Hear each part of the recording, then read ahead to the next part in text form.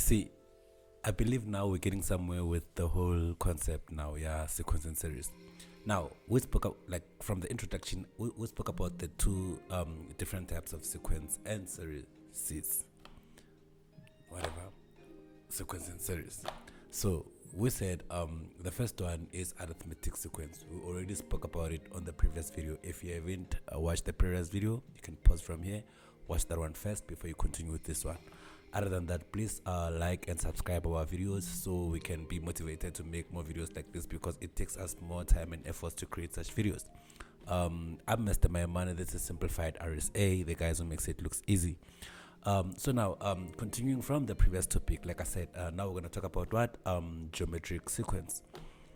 I don't know how you're going to look at it, but then as long as you follow the rules, which none of the actually mathematics as a whole, nothing is hard as long as you understand rule by rule. Hence, we're trying to break it down with small, tiny little videos so we don't get bored to create 2-hour videos and stuff. Remember, from the start of the whole thing, we used to make longer videos, but then we've learned and people enjoy it better when the videos are shorter and shorter and shorter. So I'm going to try to minimize the period as I can with time and whatsoever. But for now, yeah, geometric sequence. The first example I'm gonna make, actually no, let me not say it. Let's go to the other side. Let's put this on paper. I'm gonna try to start with the simplest example I can think of. Let's think about this one. So let's have 2, 4, 8, 16, and so forth and so forth. Now, this one is our example, but then look at this. When I say, if I can name this again, like I did with arithmetic. Remember, now we're dealing with geometric sequence, not arithmetic. But then, now, suppose we want to try to apply the very same theory we're applying with arithmetic. If I say T2 minus T1, I will have 4 minus 2. It will give me what? I can just put it practically there. If I say T2 minus T1, I will get 4 minus 2, which will give me say a value of 2, right? I could be happy with that. But now when I take T3, I subtract T2, I have now 8 minus 4. It gives me what? It gives me 4. Now the values goes up. Even if I can go further in it, T4, this one, if I can take T4, I subtract T3, I will get 16 minus 8. I will get 8. Now you can see 2, 4, 8. Like the values are going the very same way repeatedly. But there's still, I haven't solved anything because the sequence still processes, like nothing changes. 2, 4, 8, 16 is 2, 4, 8, 16. Even if I proceed like that. So is this a sequence? It still looks like a sequence. Even when I apply it to get the difference, it still continues as the same sequence. I'm like, can I conclude, is this an arithmetic sequence? No, it's not. Why not? Because the difference is not the same. 2 is not equals to 4. 4 is not equals to 8. So I'm like, this is not arithmetic sequence. But still, it continues, like I say, it still continues being a sequence. It's still 2, 4, 8, 16. I still get 2, 4, 8, 16, meaning as much as I might not want to consider it arithmetic sequence, but it is still a sequence in a way of some sort. But then now, what is it that we'll look at this time around? Instead of looking for a common difference, now we're gonna look how common is this sequence of ours, the one we have. Let's rewrite it again. So we have 2, 4, 8, 16, and so on and so on. If we check here, you have 2. 4, its multiples of 2 is 2 times 2, so it's 2 squared.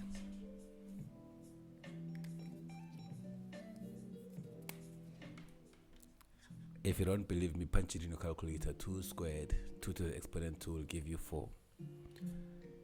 Now, we're just trying to see the pattern. Now, as we proceed, we can see that the pattern, it goes to 8. 8 can be 2 times 2 times 2. So 8, we can get 8 from when we have 2 cube. Now you can see the pattern is getting somewhere. Then we can see here we have 2. 16 can be 2 to the exponent 4. So that's a geometric sequence. So that's the geometric sequence. Basically, that's what it is. But still, the very same things are applicable. Before we proceed, this is term 1, term 2, term 3, term 4, going forward up to term n. We don't know where the numbers go, but up to 10, n. But still, also under geometry, we consider the first term, the first term, yeah. I forgot what I wanted to say, but then the first term is 2. That's it. So, even if we were to apply the other theorem like we did with the previous video, we can say this is A1, we can say this is A1, A2, A3, A4. It doesn't matter, it's still the same theorem. Like, it doesn't really apply which one you want to use first. But this is an example of a geometric sequence. Now, in this case again, if I approve this as a sequence, so I say this is a sequence, but it's a geometric sequence. So this is a geometric sequence. I agree, because it follows a certain trend of that order. If I want to get the series for this geometric sequence, I would then say, if you watched the previous video, I think now you understand where this is going. I will then have something like this.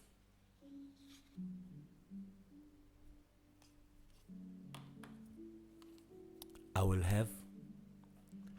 find that the series for this geometric sequence is 2 plus 4 plus 8 plus 16. But then since I don't know where this one ends, it goes further up to 2n, and then it goes further up to wherever. But then that would be the series.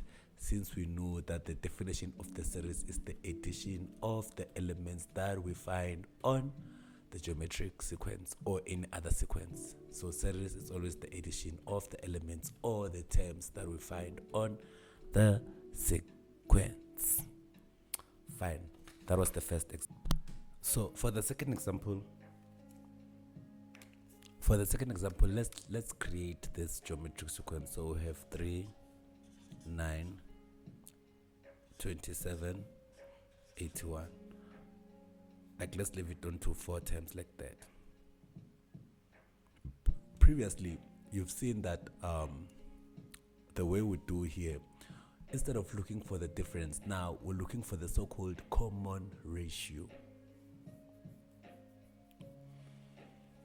Because now we know the trend, we know the pattern. We can see that here we have T1, T2, T3, T4, and whenever we try to find the difference, it always repeats the very same pattern. But also we can see that this is 3. We can see that this is multiples of 3. This is 3. 3 squared is 9. 3 cubed is 27. 3 to the exponent 4 is 81. So now we're looking for common ratio. So common ratio is denoted by R. This is how we show common ratio denoted by R. Common ratio. Now, instead of subtracting, we say the second term divided by the first term. We expect to get the same answer as when we take the third term, we divide it by the second term like that. Let's do it in that order and see what do we get. For the second term, if we say 9 divided by 3, what do we get? 9 divided by 3, you can punch it in your calculator. It's going to be 3. But also, if you say 27 divided by 9, it also goes 9 times. You can go further and further and say 81 divided by 27, you're still gonna get 3. It goes 3 times, so it's 3. So that's the common ratio. So instead of common difference with geometric sequence, we're looking for common ratio. Hence, we have this. The only thing to recap here is the fact that with geometric sequence, you have to look for common ratio instead of common difference, because whenever you try to look for the common difference, not that you'll get anything wrong, it does prove that there's hope of this thing remaining a sequence, because like I did with that example, when we're trying to get the common difference, it kept on repeating the very same sequence. So with geometric sequence, that's what will happen every time you try to prove if the common difference is the same. Treating a geometric sequence like an arithmetic sequence, it's going to come out the same. That's when you know. That should be a hint, like, oh, now I should try to see another pattern. That would be in terms of the multiples of the number that is given from the first number, which is a, that is t1, the entering, like the first variable. I guess that should be giving us a clue of how to differentiate between arithmetic and geometric, because every time we try to get the common difference from a geometric sequence, it will just repeat the very same sequence. Other than that, if it's a multiple choice, they ask you to say prove if it's a sequence or not. You can either find it as a geometric or as an arithmetic.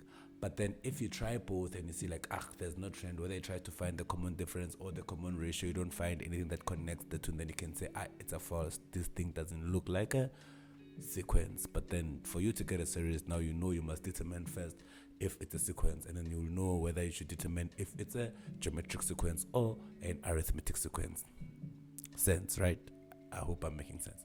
Other than that, let's go back and see the other example, which bring us to these equations. Now, these ones, we use them to determine the nth term for a geometric sequence. So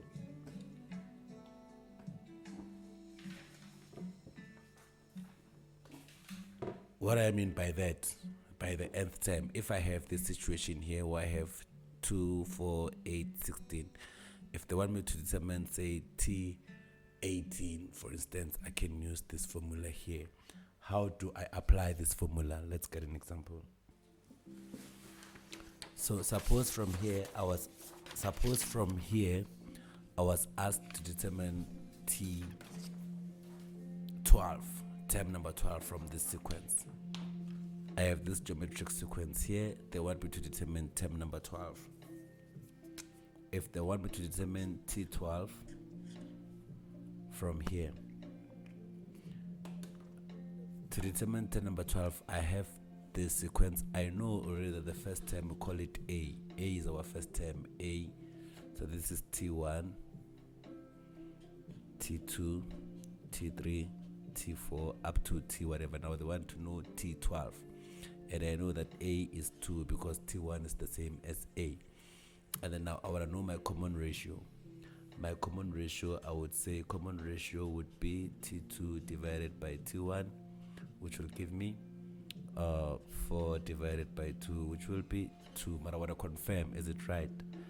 I check again. I say T3 divided by T2.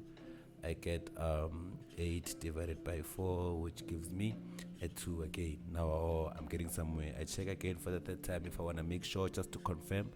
I say T4 divided by T3 just to make sure. Now I have 16 divided by 8. Also 16 goes twice into. Also 16 goes twice into. Also 8 goes twice into 16. So I have that. Then now I'm like, I'm 100% sure I have a common ratio. I know the value of A, and I know N already because that's what I'm calculating. So I go to my formula and I say now, I know that Tn is equals to Arn minus 1. Given that this formula might even be given in your formula sheet if you're writing an exam or preparing for an assignment or whatever, you can find it somewhere. So now you're looking for what? T12. That's when you know your A is 2 as given because it's the first term of the sequence, and then your A is 2. What is your R? Your R also is 2 because your common ratio is 2. Whenever you divide the terms like that, it's 2 into n minus 1, 12 minus 1 can put that in brackets there just to separate the whole thing. And then here, what do I have? I have 2 multiplied by 2 to the exponent 11. Then you can punch this on a calculator. If you punch this on a calculator, you'll get the value to be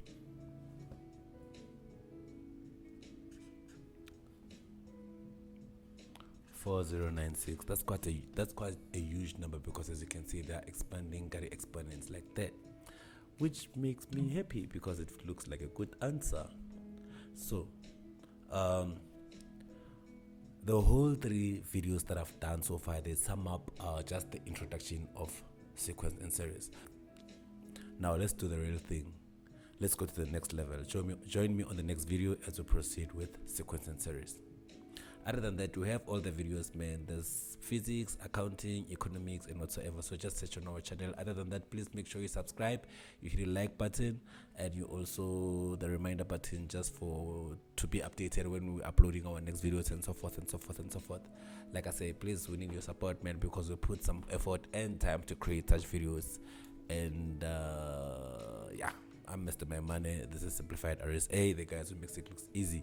As for Mnantukula Kozeni, Nigi Metakwala.